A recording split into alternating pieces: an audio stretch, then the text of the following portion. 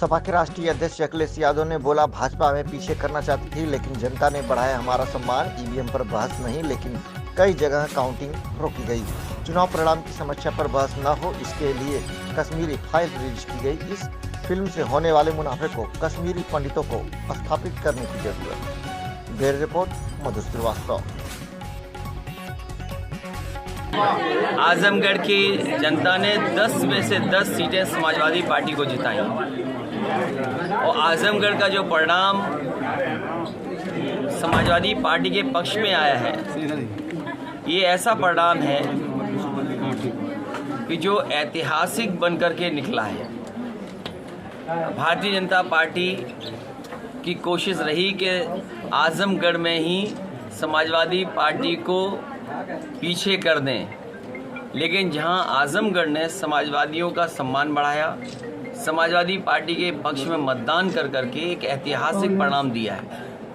मैं उत्तर प्रदेश की जनता का धन्यवाद देता हूं कि जिस जनता ने समाजवादी नीतियों को, समाजवादी कार्यक्रमों को समर्थन दिया, और जब आज परिणाम आया, हालांकि सरकार नहीं बनी है, लेकिन उसके बावजूद भी समाजवादी पार्टी और गठबंधन का वोट परसेंटेज बढ़ा है।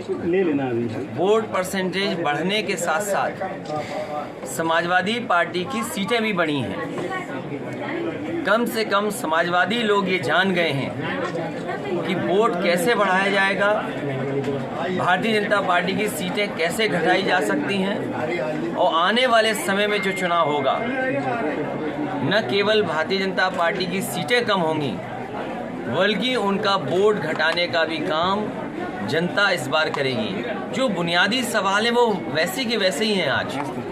आज जब हम और आप बातचीत कर रहे हैं, उस समय डीजल की कीमत बढ़ गई है।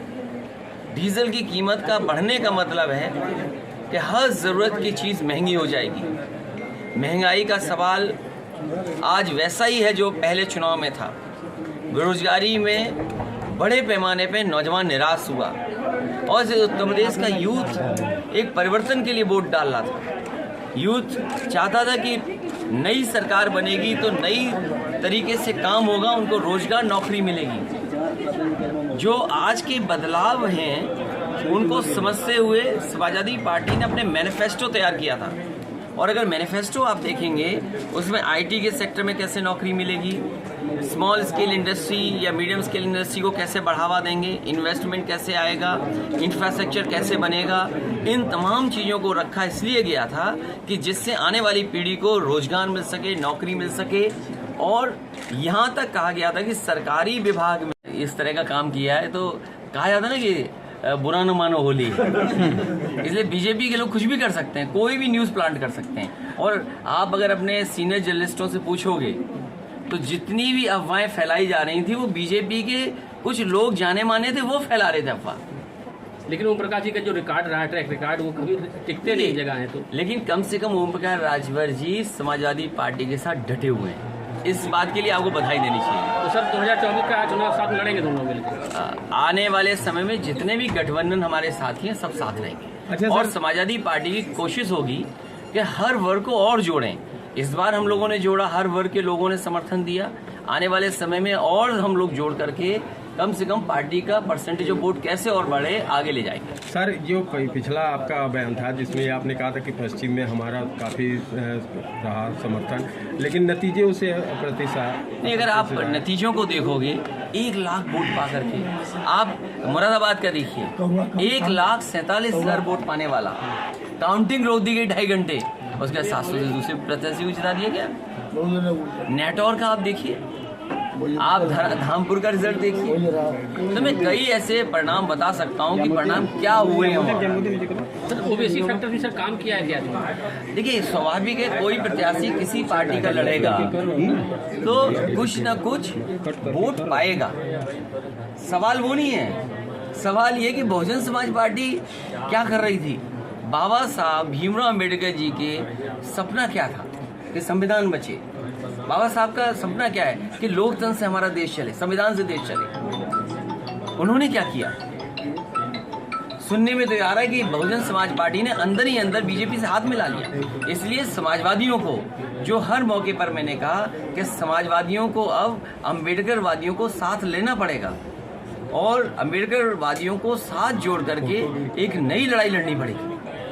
तो ओवैसी जी को लेकर क्या कहना है आपका? नहीं, वो देखिए स्वाभाविक है, किसी पार्टी, देखिए लोकतंत्र है, हर दल लड़ेगा और लड़ता है दल, स्वाभाविक है कुछ वोट भी पाएगा, लेकिन सवाल वो नहीं है, सवाल दूसरा है। तो सर 2024 में कुछ नए नहीं, लेकिन जैसे कई नेता शिवसेना के संजय राउत ने कहा कि हरा दिया उन्होंने, बीजेपी जिता दिया। मैं उस बहस में नहीं पढ़ना चाहता हूँ। बहस केवल इतनी है कि उत्तर प्रदेश के चुनाव के जो परिणाम आए उन पर बहस न हो, इसीलिए कश्मीर फाइल्स रिलीज कर दी गई। तो 2024 में अच्छा, क्या अगले भैया कश्मीर फाइल्स दिखाई गई है, क्या आप उससे वास्ता नहीं रखते? मैं ये कहता हूँ, कश्मीर फाइल्स मूवी से जो पैसा इकट्ठा हुआ है हो गया, तो नीति आयोग ने भी फैसला सुना दिया कि आपका प्रदेश स्तर कहाँ पर स्टैंड करता है, आपका प्रदेश कहाँ स्टैंड करता है आंकड़ों में। तो ये तो नई सरकार की जिम्मेदारी होगी। हालांकि ये सरकार कंटिन्यूटी में है, अगर कंटिन्यूटी में सरकार है तो कम से कम नीति आयोग के जो आंकड़े हैं उसको सरकार को सोचना चाहिए कि इतने आंकड़े कैसे खराब है सरकार के।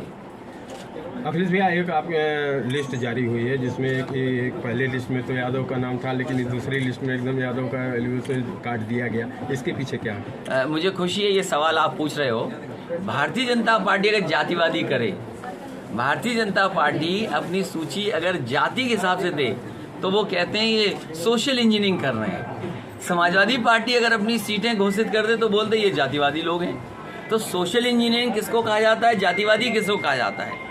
भारतीय जनता पार्टी की सूची अगर देखोगे तो आप पाओगे किनको उसमें।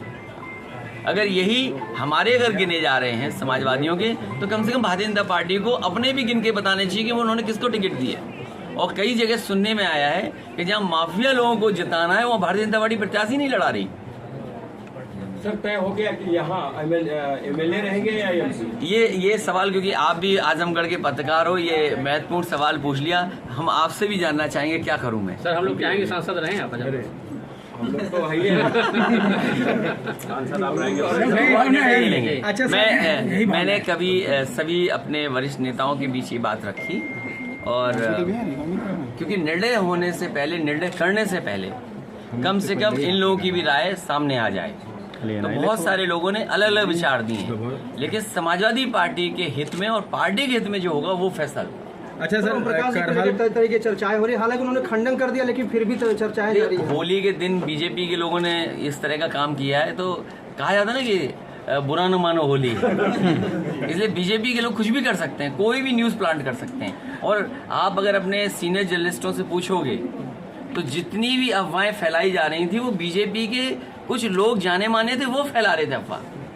लेकिन ओम प्रकाश जी का जो रिकॉर्ड रहा, ट्रैक रिकॉर्ड, वो कभी टिकते नहीं जगह है। तो लेकिन कम से कम ओम प्रकाश राजभर जी समाजवादी पार्टी के साथ डटे हुए हैं, इस बात के लिए आपको बधाई देनी चाहिए। तो सर 2024 का चुनाव साथ लड़ेंगे दोनों मिलकर? आने वाले समय में जितने भी गठबंधन हमारे साथी हैं सब साथ रहेंगे। अच्छा, और समाजवादी पार्टी की कोशिश होगी कि हर वर्ग को और जोड़ें।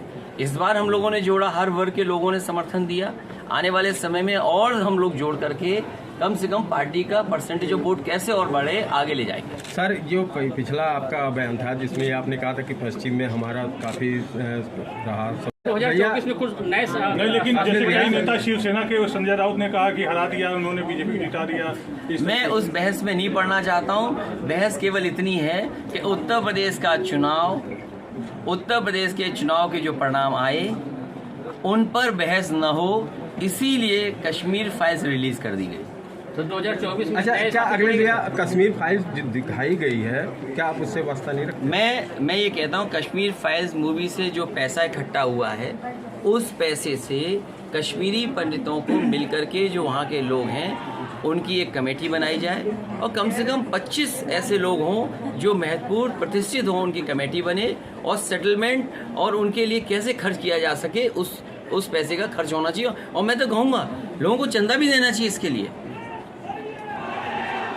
तो फिल्म को आप सही मानते हैं कि ये फिल्म? मैं आपसे उस बहस में नहीं बना रहा। जो पैसा इकट्ठा हो गया है उससे कश्मीरी पंडित लोगों को, कश्मीरी लोगों को सेटल करने के लिए खर्च होना चाहिए और सरकार को भी आगे आना चाहिए। अगर टैक्स के माध्यम से 100, 200, 300 करोड़ रुपए इकट्ठा हुआ है तो सरकार भी अपना पैसा लगाए कुछ और।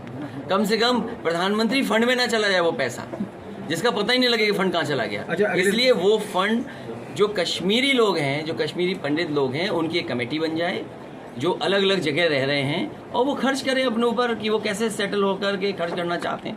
कम से कम सरकार को ये कदम उठाना चाहिए। सर, अगर आपसे कोई कहे अंशदान के लिए, विस्थापन के लिए, तो आप करेंगे, देखेंगे? नहीं, क्यों नहीं, स्वाभाविक है। अगर कोई मांगता है तो बिल्कुल हम देंगे, उसमें क्या है।